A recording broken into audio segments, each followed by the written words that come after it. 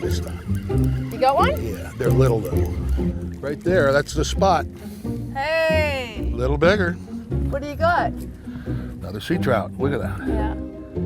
Now they get this big, so Right. these are You got little a babies. baby. Be free. So how long have you been fishing in these waters? Well, I grew up here. I got my first boat when I was 10 years old. So I'm 67 now. Long time. Long enough to see changes. And when did you first notice that things were starting to change? Really in the middle 70s when I saw barnacles going up seawalls and pilings, because they don't grow where there's no water. And then 15 years ago, it started to flood. And it wasn't very often, but then it was more and more and more. And now it's flooding all the time. Do you think you and the people in your community will be climate change refugees? Oh, absolutely. If the water comes up, where do you go? Unless we want to live on a raft or something. I don't think so. Everybody's going to have to move. And by everybody? No, it's not a small amount of people. It could be millions. Because Captain Dan doesn't exactly live in a small fishing village. He lives in one of the biggest cities in America, Miami.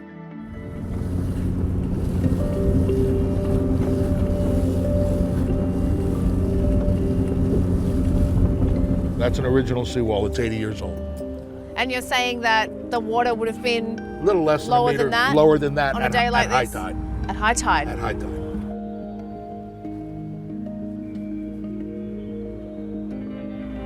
Why do you think people are still building here? They're in denial. All these people are in denial. You would think people that have this much money, that are so rich, would understand what's happening with climate change in Miami Beach. They don't. They don't care, I guess. Nice houses, huh? Dan also has a nice house here, but he thinks the warning signs are overwhelming and he's doing something about it. I never thought I'd have to leave here. It's a great house. So what's happening with it? Well, sea level rise is happening with it, and I don't want to go through the issues that we have on Miami Beach, so it's for sale. You're selling the house that you built Right. to move out of here because you're worried about climate change. I'm worried about climate change. I'm worried about the sea level coming up and me having a life that I don't like. So I'm going to sell the house. Let's go. You'll see what I'm leaving. Thank you. I have people telling me it's a bit of a drastic move. In my mind, it's not. I'm being timely about this, where I have time to actually get out and still be able to afford to go somewhere else and do something else. And this was my office. It's all bare walls right now, but it used to be covered with world records, mounted fish, trophies from fishing tournaments. My whole life was in this room. It's all in boxes in storage now. It hurts me to leave here. I built everything here, to stay here, to live out my life here, the next 20 years until I die. And I'm not gonna be able to do it. And it pisses me off. I'm not a happy camper. For Dan, climate change is a pressing issue. But right now, it's not for President Trump. And Trump's not alone. The Governor of Florida, Rick Scott, refuses to comment on the issue and has reportedly banned parts of his office from using the terms climate change or global warming in official correspondence. Governor Scott declined to speak to Dateline for this story.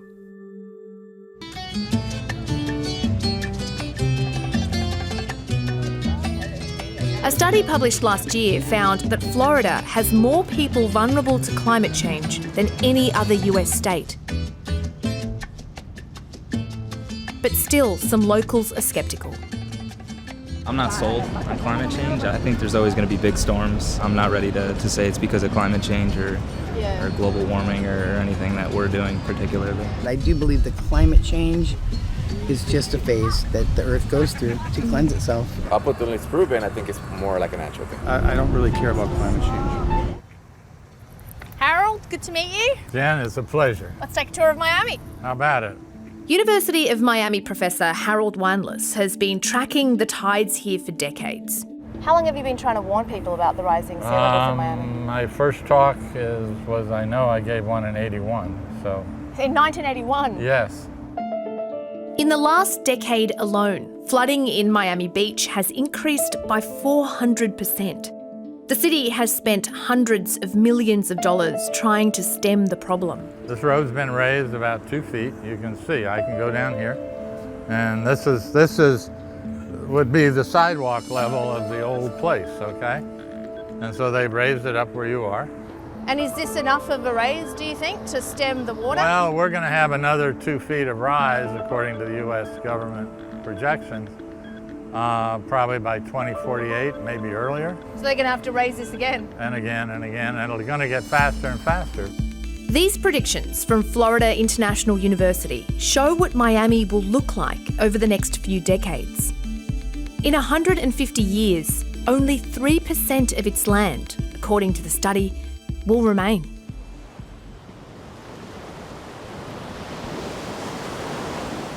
Predicting sea level rise is still an active area of research, meaning some scientists would argue that it may not rise this quickly or by this much.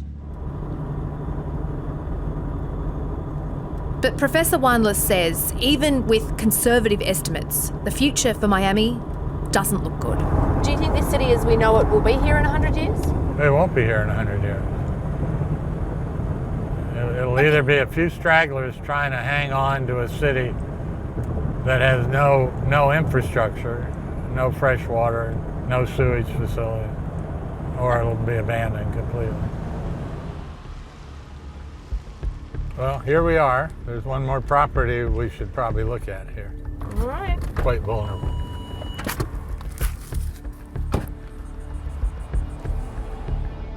So this is Palm Beach, and this is Mar-a-Lago, one of Trump's residences. It's President Trump's pride and joy. The sprawling estate of Mar-a-Lago has become a de facto White House. So will this place exist as we know it in 100 years? If I'm right, this will be something you can go snorkel on. It'll be quite famous. It'll be a former president's mansion. It'll be a former president's mansion in Atlantis. In Atlantis, right. This will no longer be Palm Beach. This will be Atlantis too. This will be a very popular dive site. Trump has called climate change bullshit, a myth, a very expensive hoax. He's pulled out of the Paris Climate Agreement and he's cut funding to the Federal Environmental Protection Agency. Trump's environment spokesperson did not respond to requests by Dateline to take part in this story. Yet it's Trump's presidency that will oversee the relocation of America's first ever climate change refugees.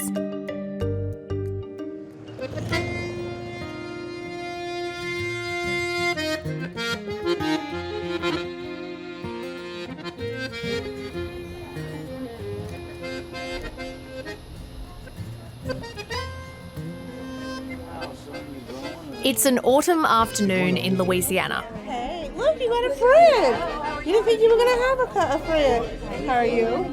We're at my grandma and grandpa's house on the island of Jean Charles. We're all down here celebrating their 70th wedding anniversary. Your grandparents have been here all their lives, right? All their lives. They're 90 and 91. Hello. So this is my grandpa, Lynn. Hello. And that's Mama Nina, Denisha. Hi, how you doing? Thanks for having me. This is one of the last family milestones the Billiots will celebrate here. Happy anniversary!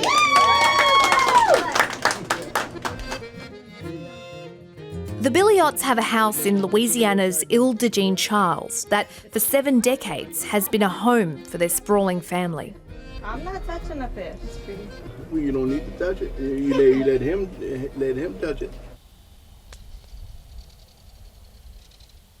But after years of watching the land around them disappear, they've had to turn to the US government for help.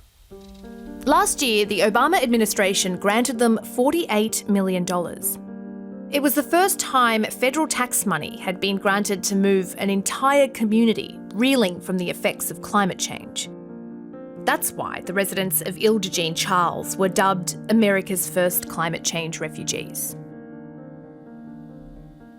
Of course, nobody wants to leave, but I think they understand that for safety, it's for their safety. Hey, Tommy, I might have to borrow these and bring them back.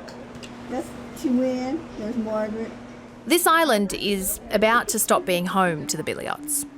They are Biloxi Chitimachi Choctaw Indians whose ancestors moved here in the 1830s after being forced from their lands. Look at Tanoia. See what they were doing, huh? Eating the rest of the spaghetti with that spoon.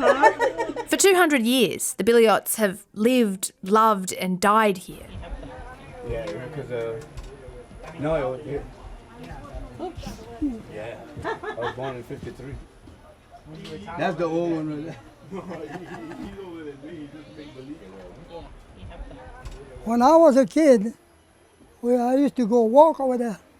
They have the marshland. So it was So marshland. you can walk over there on that. It was hard. But now, It's just water. nothing but water Yeah. on both sides of the island. Ile de Jean Charles is sinking. Since 1955, the island has lost more than 98% of its land. What you're seeing is the 2% that's left. And as the land disappeared, so too did the people. So there were about 150 families here when you were growing When I up, was growing up, yeah, and now there's like 25. Boyo, Wen's son, left the island in the 1980s. this place right here was where your house used to be. Yeah, we had we were cut from right there to by that tree over there, with that other tree, And what happened in '85? and the hurricane took it. Hurricane Swan, because we had got flooded twice in the same year, in August, and then we had just finished fixing up the whole house, and then in October, that's when Hurricane Swan hit us. I said, that's enough. Yeah, final straw. Final straw. We ain't spending no more money for nothing. Just down the road from the Biliots lives Chris Brunet.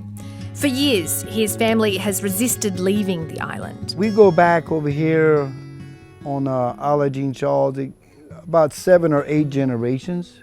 Because your parents left you this house. Do you feel on some level that you would also like to leave something there that you can pass down to future generations? Yeah, I have my niece and nephew that live with me over here, and so whatever is over here, it would be theirs. But then by the time they would be my age, that's a great uncertainty.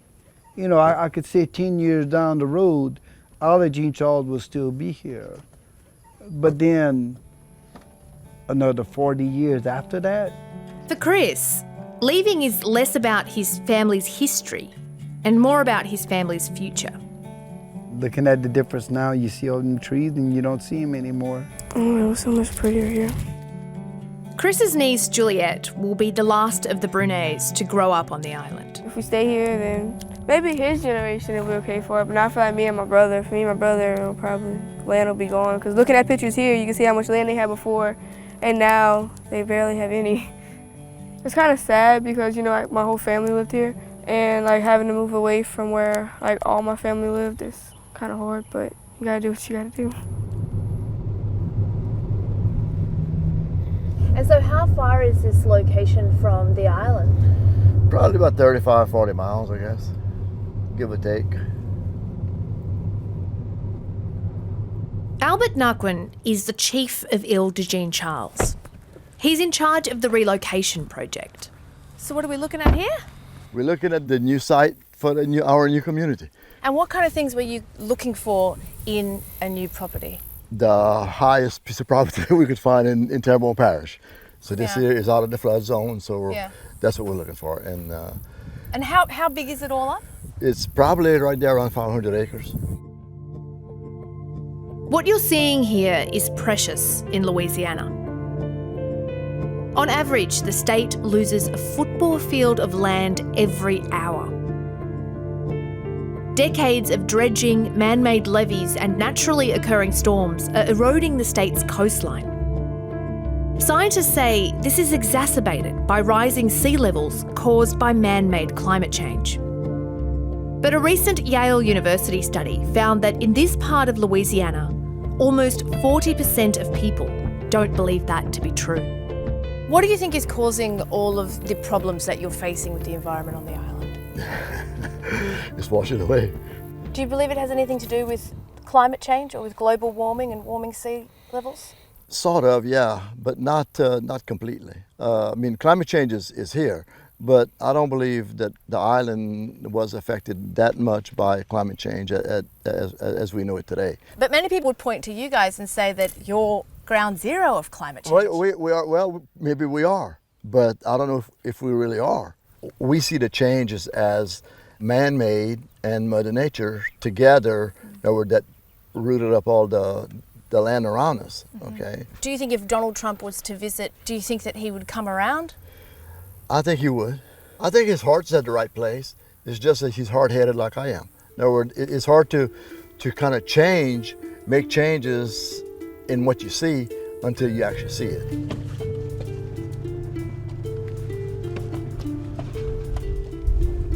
If seeing is believing, then President Trump should visit Kivalina, Alaska. 130 kilometres above the Arctic Circle, Kivalina is in a region that is warming twice as fast as anywhere else on Earth. Like Ile de Jean Charles, Kivalina is predicted to soon be inundated by water. Crews remain seated until the captain or Highland Aviation ground crew opens the rear air stair door. Thank you for flying Highland Aviation and have a nice day. Unlike the people of that island, the people here are stuck.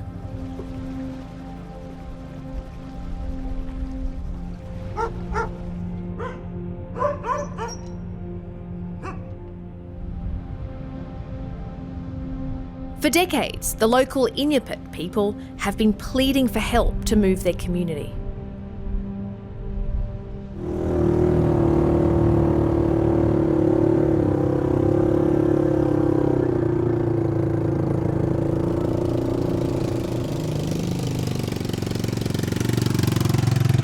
Hi, welcome to Kivalina. Hi, how you doing? Good, how about you? Nice to meet you. Nice to meet you too. I'm Jan. I'm Alexis.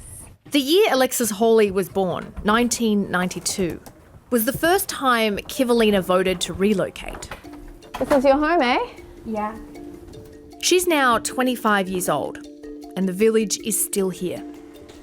It's a race against time, race against the ice melting. So there's no telling how fast it'll go away anymore, how long it'll stay. Have things gotten worse here in your lifetime? The most reliable animal that we rely on for food is the seal, ugu, and we haven't been getting much of that over the last few years due to the ice going away quicker than usual. Are you worried about that? Yeah, I'm worried about it because I can't go without eating seal oil. I was raised on it. We can't buy it at stores, you know, it's not sold in stores. We make it, we gotta make it.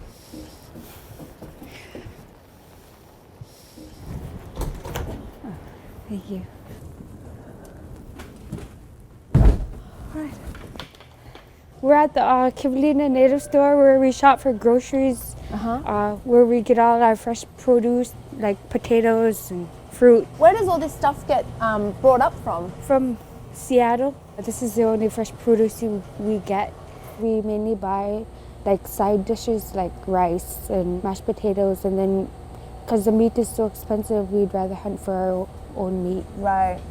And if climate affects hunting and fishing and you don't hunt as much and you don't fish as much, but you can't afford to come to a place like this, what happens? We'll starve. Kivalina prides itself on being a self-sufficient community, but it's been feeling the effects of shorter hunting seasons for almost 2 decades. It's becoming increasingly reliant on food flown in from outside. Things started to become chaotic because the ice was not forming, and we need the ice in order to hunt. It's during the winter, the ice becomes part of our landscape, and we set up camps out there, we go whaling, seal hunting, but in early 2000s beginning, we noticed that the ice was just wasn't forming to the thickness that it once did.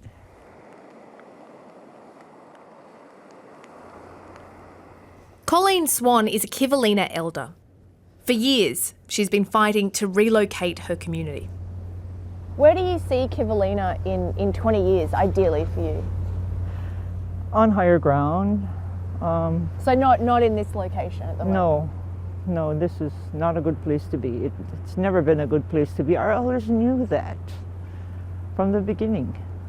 This was just a seasonal hunting ground for them. That was until 1905, when the US government built a school on the island and forced the community here permanently.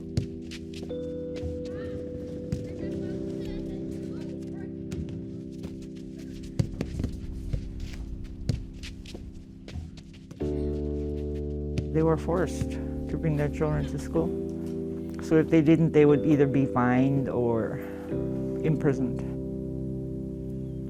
It was an invasion. It was an invasion by the government. Now the same government that forced Kivalina's people here won't help them leave. Kivalina, like Ile de Jean Charles, is sinking. But this island has been given no federal funding to relocate. How confident are you that the government is going to come to your aid? I'm not confident at all, because nothing is more important than their bottom line. So we get kind of pushed aside. Our issues get pushed aside. Are you less hopeful now that Trump is the president? He's already taking actions to take funding away from what existed before from previous presidents.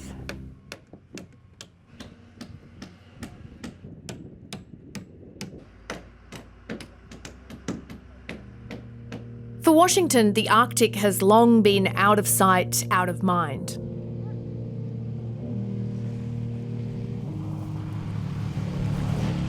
A US government report from back in 2003 warned 180 native Alaskan villages were also at risk of flooding and erosion, due in part to rising temperatures.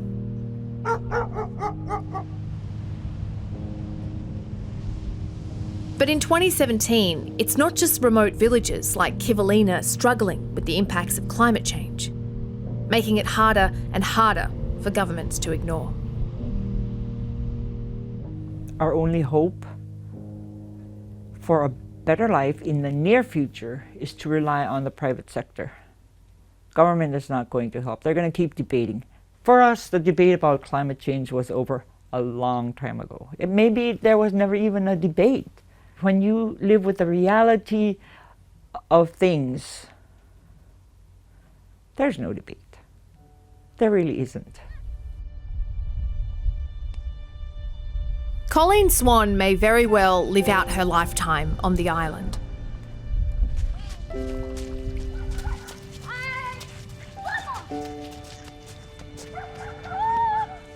But the majority of Kivalina's residents almost certainly won't.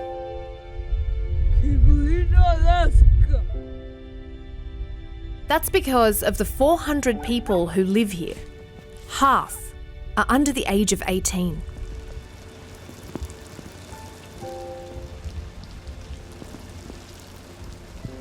From year to year, something different happens. Every time I think that we've experienced just about all the changes that will happen, something different happens the next year.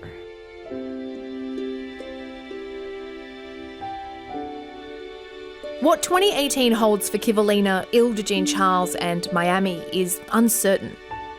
What is certain is that climate change is not a top priority for the Trump administration, despite the small but growing number of Americans dealing with a rapidly changing environment. And the fallout could likely turn what President Trump believes to be a very expensive hoax into an even more expensive reality.